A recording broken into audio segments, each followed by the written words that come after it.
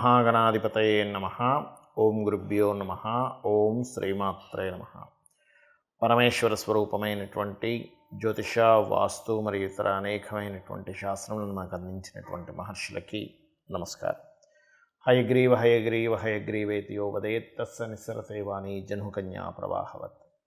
అరుణాం కరుణాతరంగితాక్షీం ధృతపాశాంకుశపుష్పబాణచాపాం అనిమాదిభిరావృతాం మయూకైః అహమిత్యేవ విభావయే భవానీం. శ్రీమాత్రే నమః. ప్రేక్షకులందరికీ కూడా లలితాంబిక అమ్మవారి యొక్క అనుగ్రహం పరిపూర్ణంగా కలగాలని మనస్ఫూర్తిగా కోరుకుంటూ మనం ఈరోజు చెప్పుకోబోయేటువంటి టాపిక్ ఏంటంటే, చూడండి, చాలామందికి ఒక్కొక్క జాతకాన్ని బట్టి, పర్సనల్ చార్ట్ని బట్టి వారు ఏ దేవత ఆరాధన చేస్తే బాగుంటుంది, అందులోని ఆ దేవతకి ఆ దేవతా సంబంధించిన మంత్ర జపం చేస్తే బాగుంటుందా, లేకపోతే ఆ దేవతా సంబంధించిన లేదా ఆ గ్రహ సంబంధించిన దానం ఇస్తే బాగుంటుందా, తర్పణము చేస్తే బాగుంటుందా. తర్పణము అంటే నీటితో కానీ పాలతో కానీ చేస్తూ ఉంటారు. అదేవిధంగా హోమము చేస్తే బాగుంటుందా అనేటువంటిది ఉంటుంది. అది ఎందుకు తీసుకుంటారు అంటే, వీళ్ళ యొక్క పూర్వజన్మ కర్మ ఒక్కొక్క జాతకానికి స్పెసిఫిక్గా ఒక్కొక్క మార్గం ద్వారా అది నల్లిఫై అవ్వడం జరుగుతూ ఉంటుంది. ఆ రకంగా అది పర్సనల్ చార్ట్ చూడాలి. మరి పర్సనల్ చార్ట్ అనేటువంటిది చూసుకోవాలంటే ఎవరికి వాళ్ళకి తెలిసి ఉండాలి, లేదా ఏదైనా ఆస్ట్రాలజర్ని కన్సల్ట్ చేసి ఉంటే వాళ్ళ లగ్నం నుంచి లగ్నాధిపతి ఎలా ఉన్నాడు, పంచమాధిపతి అంటే ఉపాసనా స్థానాధిపతి ఎలా ఉన్నాడు, లేదా భాగ్యాధిపతి ఎలా ఉన్నాడు, వీళ్ళకి ఏ పర్పస్ మీద అయితే వీళ్ళు పూజ చేస్తున్నారో, లేకపోతే హోమం చేస్తున్నా, తర్పణం చేస్తున్నా, ఆ పర్పస్ని ఫుల్ఫిల్ చేసేటువంటి గ్రహ దశ నడుస్తుందా లేదా, ఒకవేళ నడవనట్లయితే ఆ గ్రహ దశ అనుకూలించేలాగా ఏ దేవతకు చేసుకోవాలనేటువంటిది ఉంటుంది. అయితే ఇవాళ మనం చెప్పుకోబోయే టాపిక్ ఏంటంటే, సహజంగా మీరు పలానా లగ్నంలో పుట్టారు, ఉదాహరణకి మేష లగ్నంలో పుట్టితే ఎవరికి తర్పణం కానీ హోమం కానీ ఇవి చేయాలి, లేదా వృషభ లగ్నంలో పుడితే ఏంటి అనేటువంటిది నేను మీకు ఒక్కొక్క లగ్నరీత్యా నేను చెప్తాను. కుంభలగ్నము, కుంభరాశి. కుంభం వారు వీలున్నంత మట్టుకు తీర్థాలకు వెళ్ళి అక్కడ తీర్థ స్నానాలు చేయడం ఇంకా చక్కటి ఫలితాలు ఇస్తుంది. ఒకటి, తర్పణాలు అక్కడ వదలడం ఇంకా మంచి ఫలితాలు ఇస్తుంది, ముఖ్యంగా మీనం వారికి. ఎందుకు అంటే, మీనం అంటేనే, మీన లగ్నంలో మీరు గమనించిన వాళ్ళు చూడండి, మీన లగ్నంలో జన్మించిన వారు, మీన రాశిలో జన్మించిన వారికి అన్వేషణ ఉంటుంది. అసలు నేను ఎందుకు జన్మించాను, నా లైఫ్ ఏంటి, నా యొక్క లైఫ్ డెస్టినీ ఏంటి అనే ఆలోచనలు ఎక్కువగా ఉంటాయి వారికి. ఎందుకంటే ఇది ఆఖరి జన్మ కాబట్టి వారికి. అందులో మీనంలో జన్మించిన వారు కొంతమంది విదేశాలకు వెళ్ళిపోయి అక్కడ కూడా స్పిరిచువల్గా ఉంటూ అలా కూడా వాళ్ళ లైఫ్ అనేటువంటిది గడుపుతూ ఉంటారు.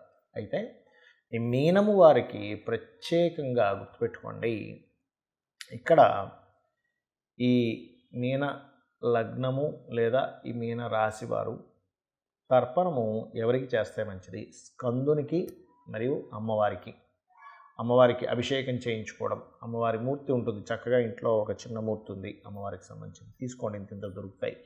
తీసుకొని చక్కగా శ్రీమాత్రే నమః, లేకపోతే ఓం రాజరాజేశ్వరియే నమః చేసుకోవచ్చు. లేదా స్కందుడు ఉంది చిన్నది, దాని మీద చక్కగా పసుపు గంధము కలిపిన నీటితో ఉద్దరిని తీసుకొని ఉద్దరినితో చక్కగా ఓం స్కందాయ నమః అనేటువంటి తర్పణం కనుక మీరు చేయగలిగితే ఉన్న ప్రస్తుత పరిస్థితి ఖచ్చితంగా మీకు రిలీఫ్ అనేటువంటిది వస్తుంది.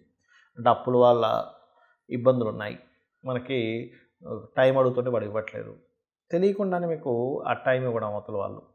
ఈ సమయంలో, ఈ టైం ఇచ్చిన సమయంలో కొంచెం సర్దుకొని వాళ్ళకి వేరే రకంగా ఇన్కమ్ సోర్స్ పెంచుకొని వాళ్ళకి దానం ఇవ్వగలగడం, ఇట్లాంటివన్నీ జరుగుతుంటాయి. మరి మీరు దానం ఏమి ఇవ్వాలి చూసుకున్నట్లయితే, మీరు నువ్వులు అంటారు, తెల్ల నువ్వులు, నీలం రంగు వస్త్రము, వీటిని దానంగా ఇవ్వండి.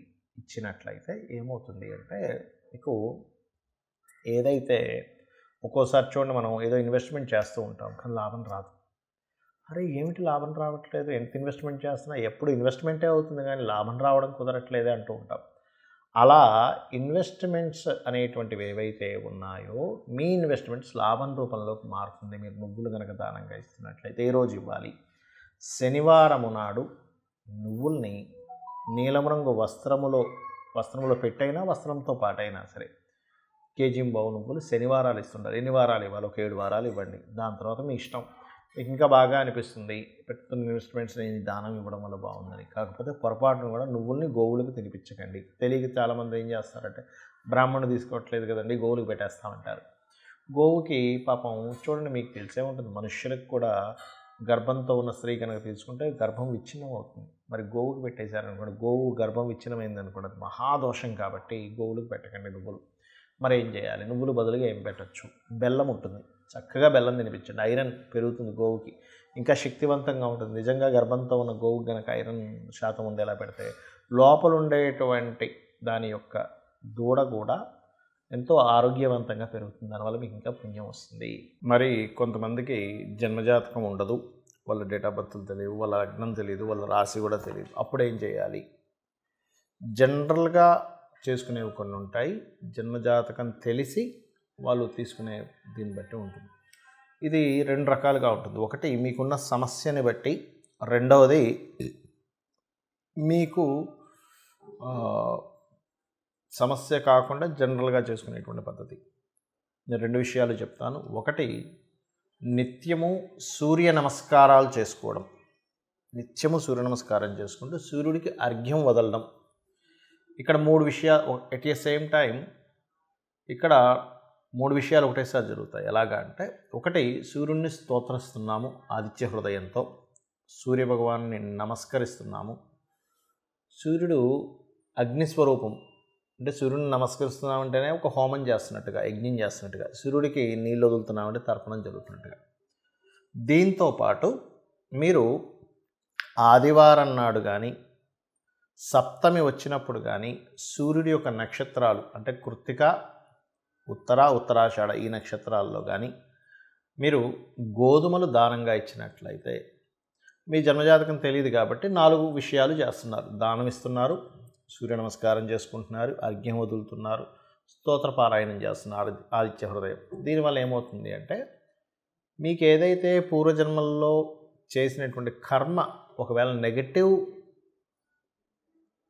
వస్తున్నట్లయితే, ఆ నెగటివ్గా వస్తున్నటువంటి కర్మ అది అక్కడికట్లా ఏదైతే ఆ ప్రభావం చూపిస్తూ మీకు ఇబ్బంది కలుగుతుందో ఆ ప్రభావం అనేటువంటి తగ్గుతుంది. ఇక రెండవది, లలితా సహస్రనామాలు మరియు పితృదేవత సంబంధించిన ఆరాధన. అంటే ఎలాగండి? మీకు డేట్ ఆఫ్ బర్త్ టైం ఏమీ తెలియవు. అప్పుడు ఏం చేయాలంటే, దేవీ భాగవతంలో అమ్మవారే స్వయంగా చెప్పినటువంటి తిథులు కొన్ని ఉన్నాయి. దాని తర్వాత ఇంకో 2 తిథులు కొంతమంది పెద్దవాళ్ళు చేర్చారనుకోండి. అవి ఏమిటి అంటే, ఒకటి చతుర్దశి, అష్టమి, నవమి. ఈ 3 తిథుల్లో నా యొక్క అనుగ్రహం అంటే అమ్మవారి యొక్క అనుగ్రహం చాలా దగ్గరగా ఉంటుందట.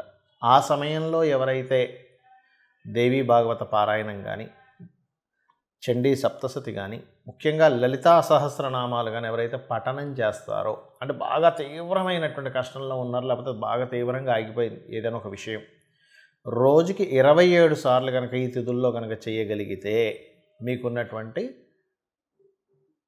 పూర్వజన్మ పాపకర్మ దగ్ధమవుతుంది. దాని ద్వారా మీరు ఇప్పుడు అనుకున్న సంకల్పం నెరవేరుతుంది.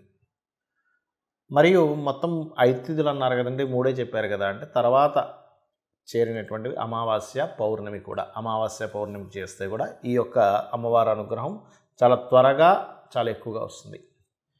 ఇక పితృదేవత సంబంధించింది కూడా చేయాలని చెప్పాను. అదేమిటి అంటే,